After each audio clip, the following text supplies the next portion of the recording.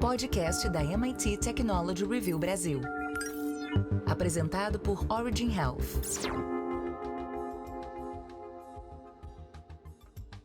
Olá, bem-vindas e bem-vindos a mais um episódio do podcast da MIT Technology Review Brasil, apresentado pela Origin. Eu sou Laura Murta e estou com Camila Pepe para falar de algoritmos do pensamento. E se você está chegando agora, essa é a vertical de saúde da MIT Technology Review Brasil e aqui você encontra discussões sobre tecnologia e saúde. Faça parte da comunidade MIT Technology Review Brasil e assine nosso conteúdo em mittechreview.com.br/assine. MIT Tech Review/assine. No contexto de desenvolvimento e uso de algoritmos, as implicações na saúde do cérebro e no comportamento humano pelo uso de novas tecnologias digitais têm ganhado atenção recentemente. Se, por um lado, tentamos traduzir os pensamentos humanos em algoritmos, permitindo que as máquinas possam processá-los e torná-los mais eficientes, por outro lado, as tecnologias algorítmicas podem induzir, ao longo do tempo, alterações fisiológicas e anatômicas que moldam o nosso cérebro e mente. E há evidências em pesquisas de que essas alterações induzidas pelas tecnologias digitais e algoritmos têm o potencial de afetar o funcionamento do nosso cérebro de diversas maneiras, incluindo a formação de memórias, o raciocínio lógico, como processamos informações e tomamos decisões e até mesmo as nossas escolhas, preferências e comportamentos.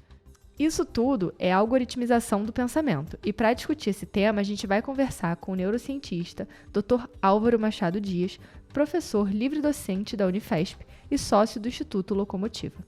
Bem-vindo, Dr. Álvaro. Muito obrigado, Laura, muito obrigado, Camila, e também para todo mundo que está escutando a gente, muito obrigado.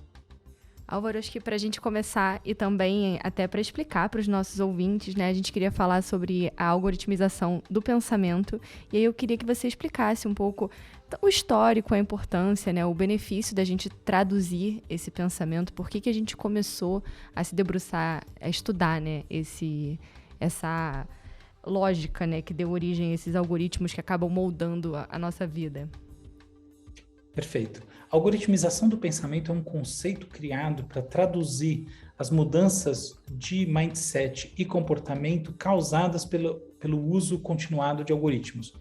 Aqui a gente vai pensar especificamente sobre algoritmos baseados de máquina e outras tecnologias que estão dentro desse guarda-chuva que a gente chama de inteligência artificial. O que acontece? Num primeiro momento, quando a inteligência artificial surge, nos anos 50, imediatamente emerge uma expectativa de que boa parte das atividades humanas seja substituída por algo maquínico. Isso naturalmente não acontece e leva ao chamado inverno da inteligência artificial, que toma boa parte do século passado. A partir da virada do milênio, e mais especificamente de 2004, com as redes sociais, a necessidade de fazer algum tipo de afunilamento do conteúdo relevante para cada pessoa traz à tona de novo temas importantes da inteligência artificial, especificamente o tema da recomendação. E o tema da recomendação nada menos é do que uma especificação dentro do tema das tomadas de decisão. Ou seja, a máquina decide por um agente humano o que você deve ver e assim por diante. Esse processo inaugura uma tendência muito mais ampla de uso de algoritmos decisórios. Então, por exemplo, quando você vai no banco e ele vai determinar uma taxa de juros, magnitude do seu especial, ou o cartão, quanto que você pode gastar no cartão e assim por diante, o sistema não está simplesmente fazendo um cálculo em cima de renda ou qualquer coisa do gênero. Ele está fazendo um cálculo que estima a probabilidade de default, né, de você não pagar a conta, em função desse limite. E isso é variável em função do comportamento que você tem, do tempo de relacionamento com a instituição financeira e assim por diante. Então, em última análise, a gente vai vendo o crescimento dessas coisas. E esse crescimento, naturalmente, vai fazendo com que a gente se adeque e passe a responder de maneira bastante orgânica aos algoritmos.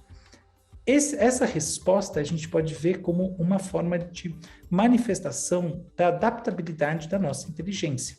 Então, existe um fenômeno chamado fenômeno Flynn, que é o aumento do QI desde o final do século XIX, um aumento linear, que é causado, entre outras coisas, pelo aprofundamento do pensamento abstrato, que é o pensamento típico das ideias que são mais verbais, mais distantes do mundo concreto, e que tem muito a ver, por exemplo, com noções como entender que uma coisa pode estar ligada à outra através do ar, de algo invisível, né? Como, por exemplo, a gente entende que devices estão e assim por diante. Ou seja, existe uma inteligência nova, mas em paralelo também existe um processo de redução dos esforços mentais, de acomodação, de preguiça e, portanto, vamos dizer assim, de declínio no uso do cérebro que vem associado. Então, por exemplo, tem um par de estudos muito interessante, conduzido na Inglaterra. Em 2000, pesquisadores britânicos fizeram ressonância magnética do cérebro de taxistas e viram que esses sujeitos, por viverem naquela cidade labiríntica, tinham o córtex temporal e, sobretudo, regiões ligadas à memória de longo prazo, o hipocampo, aumentado. Em 2017, o estudo foi refeito e o que se viu é que essa diferença tinha desaparecido e algumas áreas do cérebro, na verdade, tinham vamos assim, retroagido do ponto de vista do seu desenvolvimento. A diferença está aí nos algoritmos de navegação, sobretudo o Waze. Então, quer dizer, a algoritmização do pensamento é essa faca de dois gumes que, de um lado, nos traz uma nova forma de inteligência caracterizada pela capacidade de lidar com essas abstrações profundas do dia de hoje, e do outro lado, essa preguiça mental, que eu acredito que seja num momento particularmente sensível em função dos algoritmos de linguagem como o ChatGPT, que tendem a mudar mais uma vez nossa forma de se relacionar com o conteúdo, com o esforço mental e, de maneira geral, com a produção. Esse exemplo que você trouxe, ele é muito bom, né? Que acontece realmente no nosso dia a dia. Vira e mexe, eu quero ir num lugar que eu vou quase que diariamente, e aí uso o Waze, e aí preciso ir sem o Waze, porque eu tô sem internet ou alguma coisa assim, e não lembro. A gente fica assim, será que eu tenho que vir aqui ou não? Coisas que a gente faz no nosso cotidiano, mas que, como você colocou, acabam deixando a gente com preguiça de pensar, né? A gente vai ali no automático e acaba não exercitando a nossa memória. E, como você falou, o estudo mostrou esse prejuízo, né? Mas, Álvaro, eu vi que esses algoritmos aí com base na inteligência artificial, eles tiveram o pontapé inicial com o Perceptron, né? Que é um algoritmo de única camada, muito antigo, né? Lá de 1958, que já evoluiu. Hoje a gente já tem ele com várias camadas, que seria a rede neural artificial. Mas eu queria que você explicasse aqui para os nossos ouvintes como que funciona esse algoritmo e como que ele se relaciona com essa questão do pensamento. Legal. Perceptron, ou o neurônio de McCullum e Pitts, é uma criação dos dois pesquisadores que dão nome à técnica, né, McCullum e Pitts, que basicamente se diferencia do que existia até então, porque ele altera alguns pezinhos, assim, a importância das coisas internamente em função das informações. E é isso que qualquer organismo que aprende faz do ponto de vista do seu sistema nervoso, seja ele composto por cérebro, cerebelo, etc., ou seja ele um sistema nervoso muito mais simples. Então, a gente altera a maneira como as coisas estão funcionando, assim, o grau de força de uma conexão em função daquilo que acontece. Por exemplo, se uma luz, toda vez que uma luz é acesa, eu tomo uma martelada, eu devo ter uma intensificação nas associações entre luz que se acende e movimentos para sair correndo, de ataque e fuga, e assim por diante, porque naturalmente essa é a resposta mais adaptativa.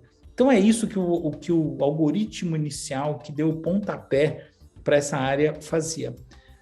A grande transformação, ela não vem exatamente vamos dizer assim, do aprofundamento, ou melhor, da geração de novas camadas para isso. O que é a camada? São os parâmetros que eu posso usar, ou seja, eu posso ser mais sensível a uma série de coisas.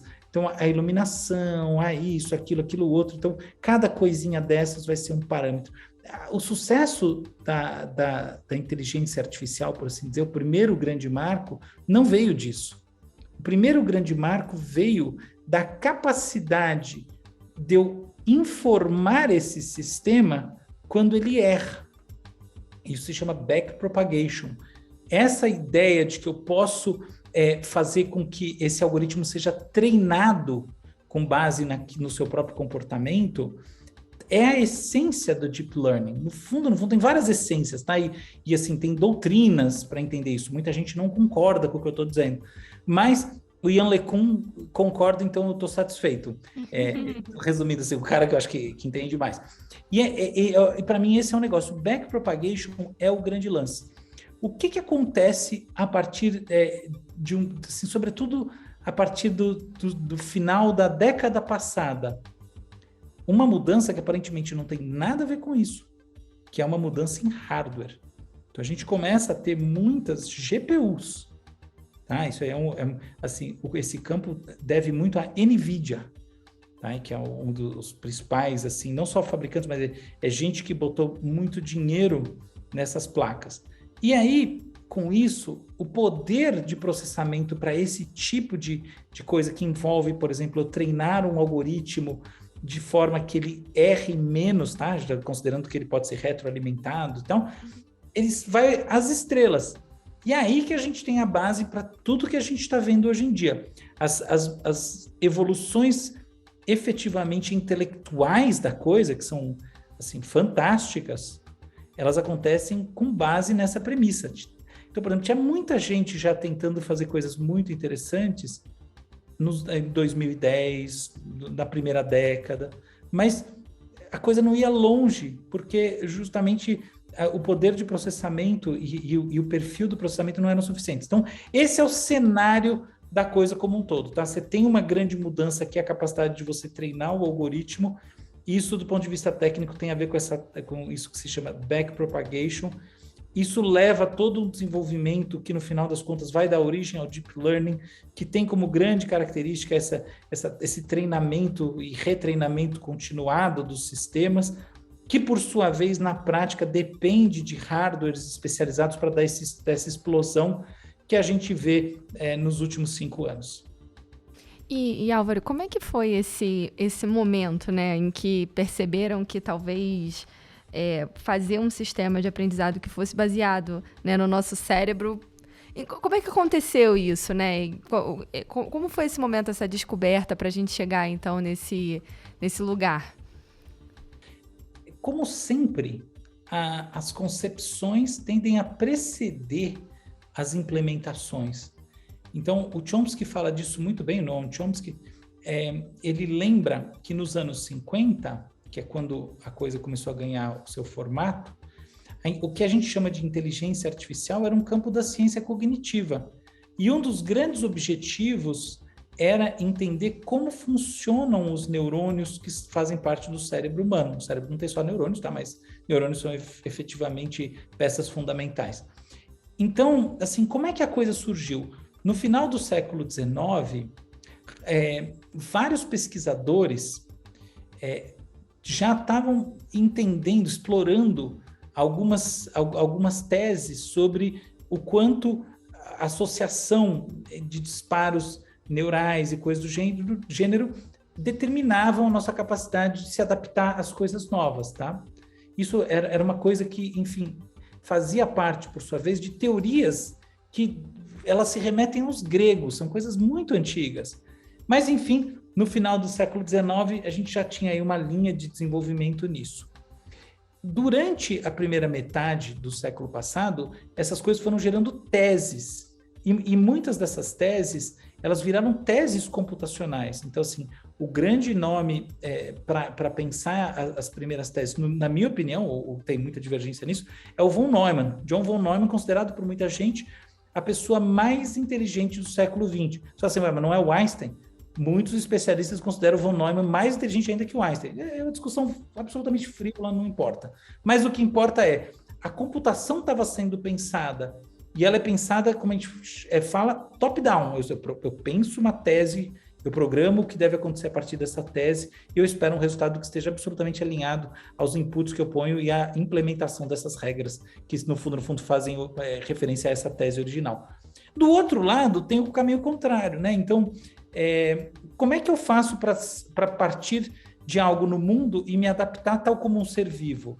E aí, essas outras teses que vêm da neurofisiologia, Ramon e Cajal e etc. e tal, elas deram origem a entendimentos teóricos que nos anos 50 finalmente geraram esses modelinhos de inteligência artificial e aí, naturalmente, uma expectativa super inflada de que a coisa iria explodir, como sempre é o caso, porque sempre que tem uma tecnologia começando, a gente tende a olhar o lado bom e a menosprezar as dificuldades que vão vir. Muito bom, Álvaro. E aproveitando, né, esse que a gente está falando sobre essa questão de entender o pensamento, trazendo um pouco para o que a gente está vendo hoje, né? Hoje a gente está vendo que tem essa explosão no uso das redes sociais e que isso está acabando ajudando a gente a entender essa questão do pensamento.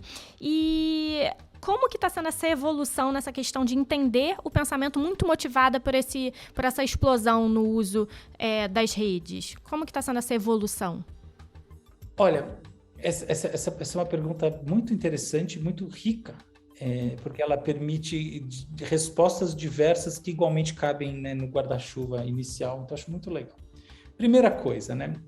Eu acredito que essas empresas como Meta e outras mais, ByteDance, elas de fato têm um entendimento profundo sobre teoria da mente, quer dizer, como é que a gente pensa as situações sociais, o que acontece com os outros, como a intencionalidade se manifesta nas relações, e também sobre comportamento, tá? Então, de fato, o que motiva e assim por diante. Então, existem conhecimentos novos e eles estão sendo aplicados na prática, é por isso que esse negócio funciona de maneira dramática.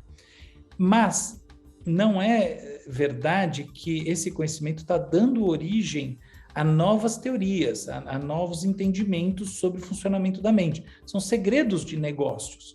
Então, assim, há um conhecimento, mas ele não é bem um conhecimento socializado. Do outro lado, a gente tem esses algoritmos tipo chatbots, que agem de maneira parecida com um ser humano falando, escrevendo, e que dão a impressão de que avançam, de que trazem avanços no nosso entendimento sobre o funcionamento da mente, e em particular o funcionamento dos aspectos verbo-ideativos da mente, né? As dimensões verbo-ideativas da mente.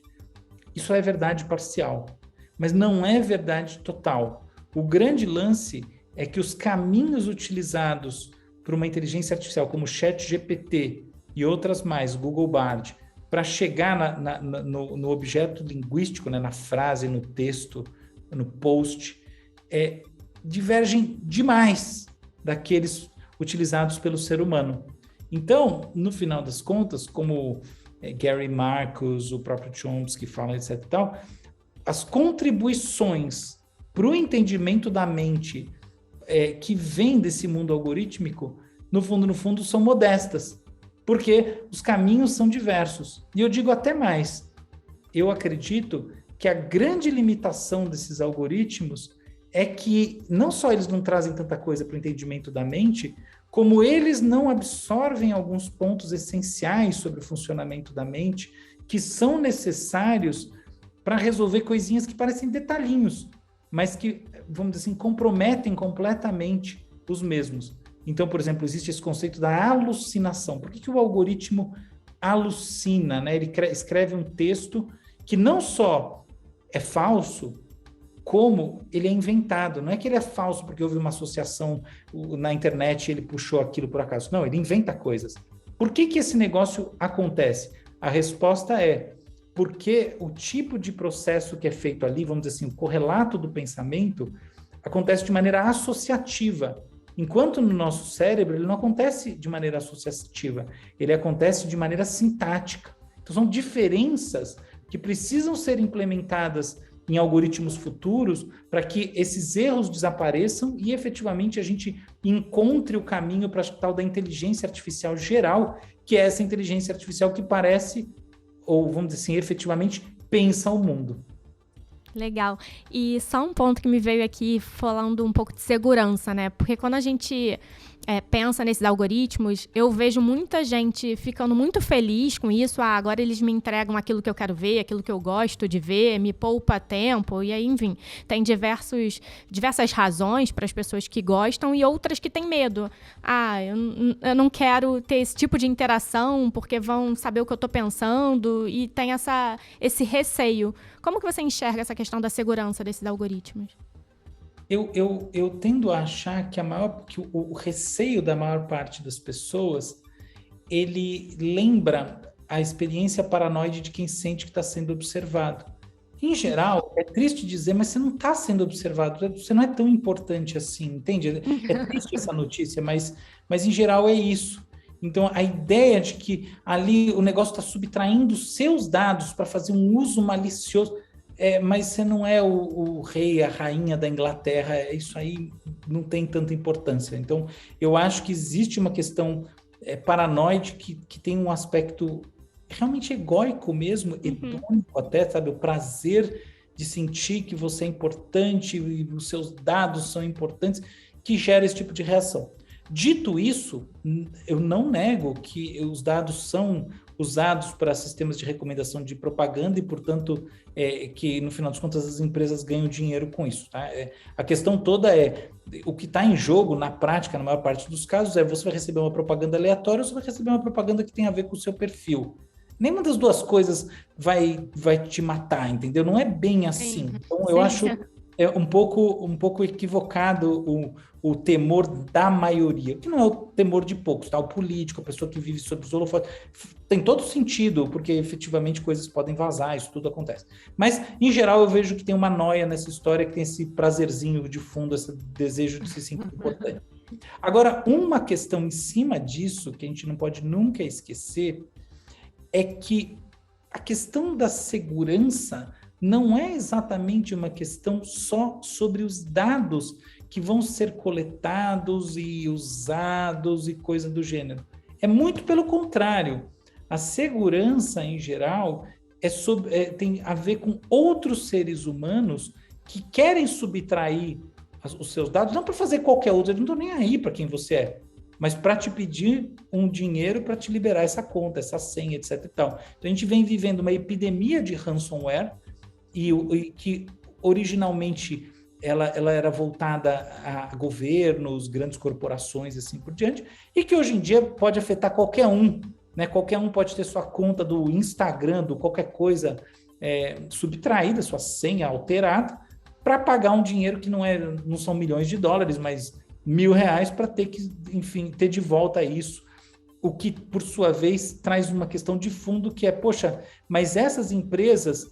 elas não podem ter um número de telefone para eu ligar um saque que nem qualquer outra? Essa é a discussão para mim, tá? Então, assim, não é que... Eu vejo que, assim, curiosamente, todo mundo fala que o dado, porque é o Facebook, né? O antigo Facebook está fazendo...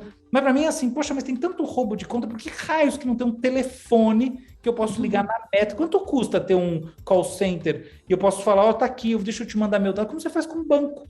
E o sujeito vai falar, peraí, entendi, opa... deixa eu ver aqui o que eu consigo fazer. Mas não, tem toda uma indústria que incide fortemente sobre esse serviço, porque a tese é que eles não precisam ter atendimento ao consumidor. Então, para mim, não é questão deles estarem subtraindo dados, é questão que, poxa, custa ajudar as pessoas que estão tendo seus dados subtraídos. Essa que eu acho que é a matéria que tem que ser refletida.